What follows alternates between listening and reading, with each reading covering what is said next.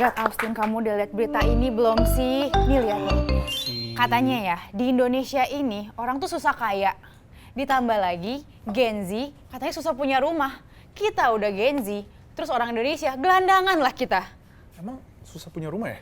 Iya, katanya tuh susah banget punya rumah Gen Z sekarang. Karena ya orang-orang Indonesia tuh susah kaya juga gitu loh. Hah, why is that? Tapi menurut aku harus ada orang yang berani speak up sih tentang ini. Dan menurut aku juga yang berani speak up itu harusnya Gen Z.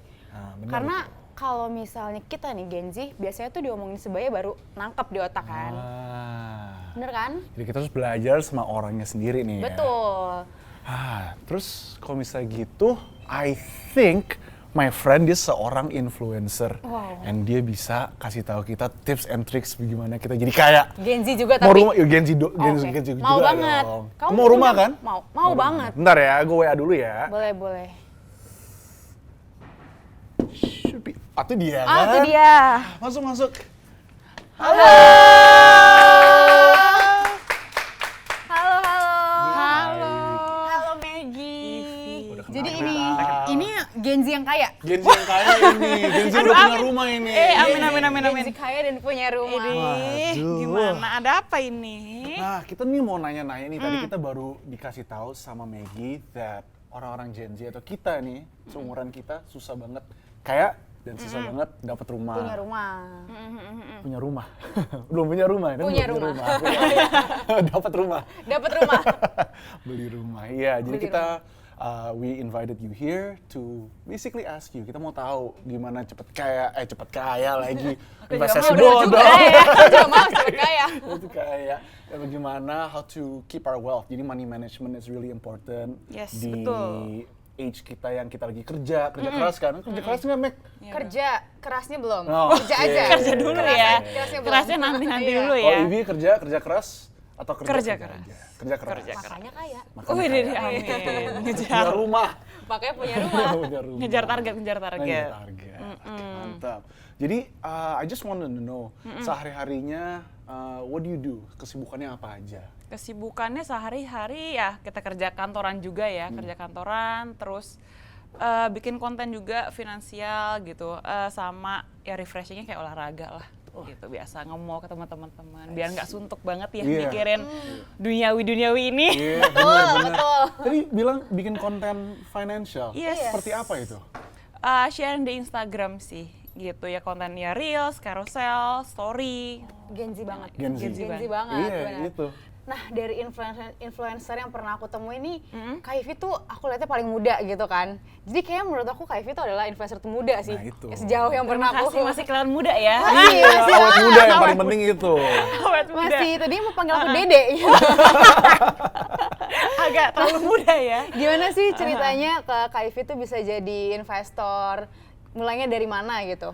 Oh, mulanya itu waktu setelah aku lulus kuliah sih gitu kan, sempat kerja juga tuh gitu. Kerjanya tuh di retail yang dimana kita tahu kalau retail tuh kan lumayan menguras tenaga ya, Betul. capek kan gitu. Pulangnya juga bukan jam kantor nih, bukan yang jam 5 jam 6 udah pulang. Gitu. Jadi pernah satu waktu kebetulan udah nyampe rumah tuh udah capek banget, terus mikir kayak mau sampai kapan nih, masa mau sampai tua istilahnya kerja kayak gini terus gitu kan. Jadi ya mulai muncul ide lah gimana caranya biar uang ini bekerja buat aku gitu. Sebenarnya itu kayak kalimat awal yang membawa aku ke dunia perinvestasian ini sih. Dari capek gitu. dulu Dari berarti ya? capeknya itu udah kayak aduh capek banget gitu, Benar, pengen benar. boleh nggak sih duit yang udah gue kumpulin gitu kan ini kerja buat kita gitu, Benar, malah benar. kebalikannya. Nah, I have a question. Kan kita ngomongin we want to make our money work for us kan. Yes. Nah, pernah nggak mengalami kesalahan, misalnya kayak investasi bodong dan segalanya. So, have you ever had experience in that? Pasti sih, of course. Dan menurut aku tuh kayak dalam perjalanannya itu kita harus melalui kesalahan sih, gitu. Dulu kan aku emang belum ada basic apa-apa ya, belum tahu apa-apa, belum belajar. Jadi kesalahan aku itu dulu asal percaya aja sama temen, gitu. Jadi misalnya temen, FOMO gitu iya ya. kayak ini kasih opportunity ada bisnis apalah gitu kan. Oh, kayak oh ya udahlah, asas percaya aja gitu. Ya ini gue percayain deh gitu. Nanti lu coba lu kembangin deh, lu olah gitu kan. Nah ternyata the business didn't go well gitu kan. Terus ya udahlah, long story short, goodbye deh gitu uangnya. What did you learn from that? Ada pelajaran apa yang dapat? Mungkin bisa di-share Pelajarannya? ke kita ya. Kalau bisa gitu. Lu suka percaya orang nggak? Gue percaya banget, percaya banget, makanya saham gue merah semua kan.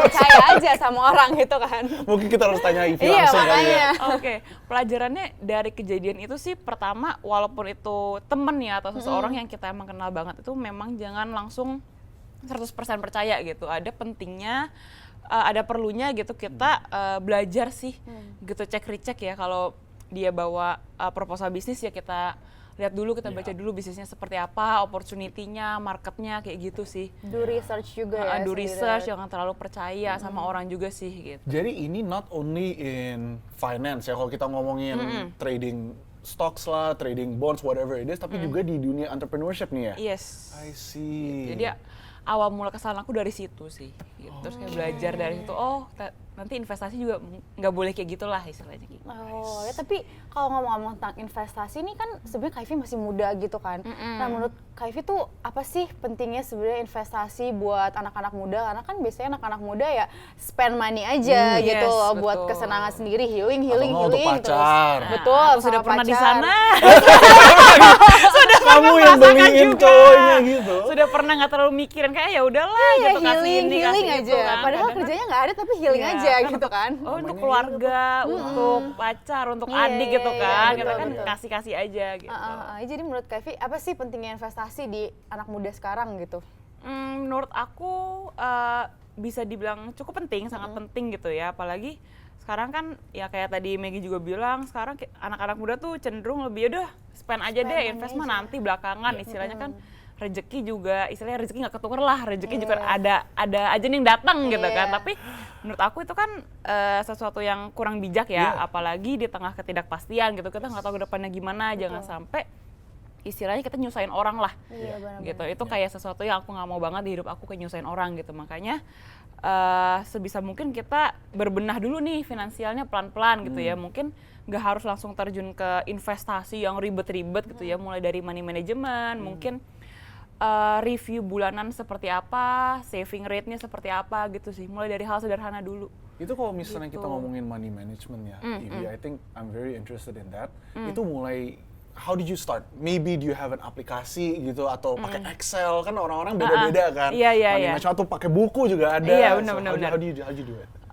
Dulu itu aku coba aplikasi, udah pernah coba, pakai Excel udah pernah coba gitu kan. Sebenarnya dua-duanya works for me juga sih gitu. Cuman kan menerapkan habitnya inilah gitu. Nah untungnya tuh aku memang dibesarkan dengan orang tua yang cukup strict dalam urusan perangpauan gitu ya. Jadi kalau Chinese New Year, kita tuh sering dipalak gitu. Jadi kalau bisa dapat Sama angpau, pegang dulu gitu ya biasanya. kamu mau ambil berapa, sisanya diambil Kalau gitu. semuanya? Nggak Semuanya boleh? kayak nggak boleh nggak boleh ambil semuanya, ambil dikit aja, mau jajan apa dulu kan anak kecil ya. Iya. Jadi nggak spend yang aneh-aneh juga kan. Iya, jadi nggak kaget sih sebenarnya. Iya, Untungnya maksudnya puji Tuhannya sih udah ada habit seperti itu dari kecil gitu. Tapi aku nyoba-nyoba Excel pernah, nyoba-nyoba aplikasi juga pernah sih gitu. Nah, masih seputar financial Gen Z ya. Kan kalau misalnya kita tahu sekarang tuh banyak banget Gen Z yang di hidupnya tuh kelihatannya elit tapi financialnya ternyata sulit Banget. gitu kan. Kadang aja aku jealous ya kayak aduh jalan-jalan mulu Iya, benar Iya, kan? gitu ya. Depan aku laptop mulu kerja loh. Tapi ternyata itu semua dari pinjol gitu. Aduh kan Takut ngomongin banget. pinjol, Nah. sampai lupa kan harus bayar. Tuh, Aduh, kayak awan. gini-gini nih. Just Contoh nih, lihat mungkin dia gayanya elit tapi financialnya sulit. Sulit gitu ternyata financialnya. Ekonomi sulit ya elitnya Betul, ya. betul. Kan jadi kelihatannya kayak itulah yang bikin mungkin ya orang Indonesia sekaya Gen Z nggak Yes. punya rumah gitu kan. Nah, gimana sih menurut Kak Ivy gitu? Ada saran nggak sih buat Gen Z nih yang terlanjur udah pinjol atau punya utang tuh harus di mana gitu sekarang? Sebenarnya kalau ini kan ngomongin habit sih, balik lagi gitu ya, mau nggak mau ya. Kalau sarannya adalah dari ya kita coba ngerem lah, gitu, harus bisa ngandaliin diri sih. Sebenarnya intinya itu, dan coba mungkin dari lingkungannya kali ya, dia takar-takar kira-kira apakah temannya membawa dampak positif atau negatif nih, gitu, keluarganya gimana gitu. Jadi karena kan kadang-kadang atau mungkin sering terjadi kita tuh spend itu lebih emosional. Gitu, misalnya teman kita punya apa, atau lagi tren apa, FOMO banget, gitu, kita langsung beli kan. Betul. Pas beli kayak, oh ternyata nggak perlu. Bener. Nah, sayang, jadinya kesimpan di lemari.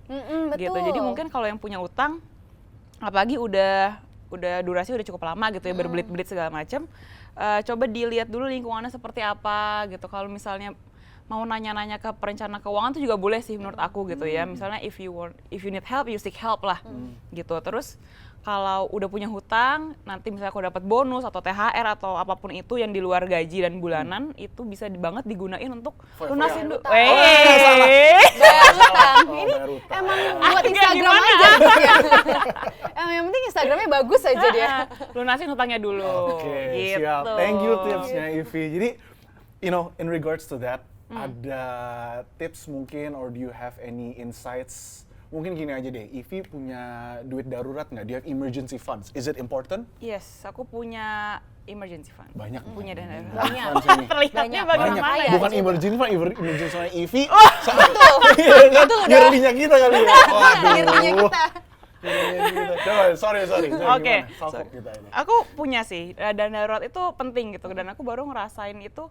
Nah, aku kan baru belajar finansial ini, kalau menurut aku ya udah agak-agak telat nih gitu. Makanya kalau untuk anak-anak teman-temannya udah umur-umur Gen Z ya, 19-20 itu, nah mereka udah punya dana darurat itu sangat bagus menurut aku gitu ya. Jadi mereka udah sadar dari sekarang nih gitu. Dana darurat ini penting menurut aku karena kan kita nggak pernah tahu ya, kayak tadi aku bilang ya, uncertainty ke depannya seperti apa gitu ya. Kalau misalnya amit-amit nih, kalau kita punya kendaraan terus ban kita bocor atau ada sesuatu lah dengan kendaraan tersebut, kita nggak perlu ngerogoh tabungan. Betul. Kita bisa pakai dana darurat dulu kayak gitu. Jadi nggak mengganggu tabungan kita. Misalnya kita mau nih set aside dana darurat, emergency fund. Kira-kira dari monthly kita, misal dari salary kita, taruh berapa lah persentasenya gitu. Oke. Nah, kalau dana darurat itu idealnya kan 3 sampai 12 kali pengeluaran bulanan kita gitu. That's why penting banget nih buat kita nge-track tiap bulan tuh kita keluar duitnya tuh berapa sih untuk kebutuhan hidup ya, bukan lifestyle ya. Jadi benar-benar kayak untuk misal kosan, makan, air, listrik, nah di total berapa. gitu ya. Betul, misalnya let's say ya 8 juta lah sebulan gitu ya, ngomong kayak gitu. Berarti dana daruratnya ya 24 juta, start dari 24 sampai 12 kali pengeluaran bulanan gitu. Iya bener kan? Dana daruratnya ketahuannya gue. Kan? Deketan ke ketahuan nih. Iya, buat makan aja Kurang 8 lebih juta. begitu. Kira hanya ilustrasi ya. Anak jaksel apa-apa omakase. Makasih semuanya ya. Ivi, I have one more question. Yes. Mungkin dari saya sendiri. Jadi kan Ivi ini udah bisa dibilang sukses ya. Kita ngomong sukses lah. Amin. Sukses. Pernah nggak sih Ivi mengalami quarter life crisis? Oh, pernah sekali. Tetap Can I dong. guess? Apa? Gara-gara cowok? Oh, bukan. Oh bukan. Bukan, untung udah. ya. Berarti cowoknya Independent bukan. woman. Berarti Independent cowoknya woman. Oh cowoknya. Cowoknya midlife crisis. Cowoknya lah krisis. Pernah sih quarter life crisis tuh aku rasa kayak ya itu balik lagi ya journey dari setiap orang gitu ya. Mungkin kan ya Gen Z milenial teman-teman di sini pernah lah ada satu stage di hidup kalian tuh kayak mempertanyakan diri gitu kan. Ih gue tuh ngapain ya, ini udah bener belum ya, kayak gitu. Pasti pernah sih gitu. Aku juga pernah melewati itu dan kayak udah bener aduh bingung tuh, bener-bener kan ngeliat temen udah lihat saya misalnya udah ada yang married, udah ada yang punya ini itu segala macam, itu pastilah gitu. Kita pernah melalui itu. Jadi intinya we all have our own time ya. Yes, Iya, correct. kan, teman-teman. Jadi jangan terbawa emosi, jangan terbawa social media gitu, beli ini beli jangan itu ya. FOMO kan. Iya. FOMO. Tapi kita coba balik lagi ke pasar saham gitu ya. Boleh. Nah, menurut TV gimana sih kira-kira nih prospek ke depannya gitu kan. Mungkin dari teman-teman ada Gen Z nih yang baru mau mulai investasi tapi bingung mau gimana. Kira-kira ke depannya tuh bakal gimana sih dunia investasi atau pasar saham ini?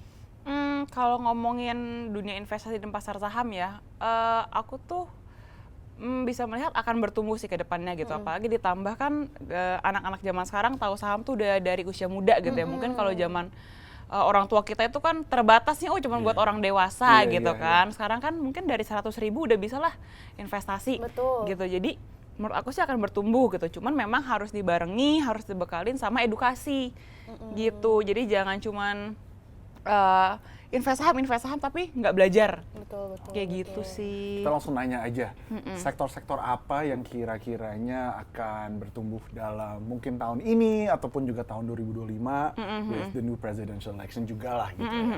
Kalau untuk itu Your topics lah jatuhnya. Topik aja.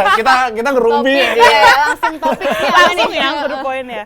Oke, karena sebenarnya kan saat-saat ini di mana ada perang juga kan global gitu kan, lagi rame banget, kan lagi ketidakpastian gitu ya. Jadi balik lagi mungkin untuk Sarah kita ambil yang aman-aman dulu aja. Kalau kita lihat dari kemarin-kemarin itu kan yang masih cukup menenangkan jiwa itu adalah perbankan, gitu ya. Untuk konsumsi mungkin agak lagi challenging musim-musim ini gitu ya. Baik lagi ke daya, iya betul, lagi lemes, lemes banget. Balik lagi karena ke daya beli masyarakat gitu kan. Terus sekarang juga lagi banyak yang layoff segala macem gitu ya. Jadi kita balik lagi ke yang aman dulu lah gitu, ke perbankan sih. Gitu menurut aku di situ. Nanti misalnya kalau udah mulai keep up nih perekonomiannya atau pasar sahamnya gitu, bisa mungkin lirik-lirik lagi ke bagian consumer. Jadi wait and see, tapi kalau perbankan Iya, gas aja. gas aja. Gas aja. Yang Kalau lagi pasti-pasti merah-merah, aja. iya betul. Kita ada saatnya ngegas, ada saatnya ngerem dulu. Oke. Makanya ini harus ngerem foya-foya aja. Kayaknya ya jangan Instagram terus pikirannya. Aduh, oke siap Jangan Maggie. nih ya, jangan karena tuh sekarang Gen Z tuh YOLO. YOLO banget. only live once kan? Betul, YOLO betul. banget. Semua juga Iya. disikat YOLO Semua banget. juga disikat, udahlah kapan lagi, hidup cuma Betul sekali gitu banget. kan.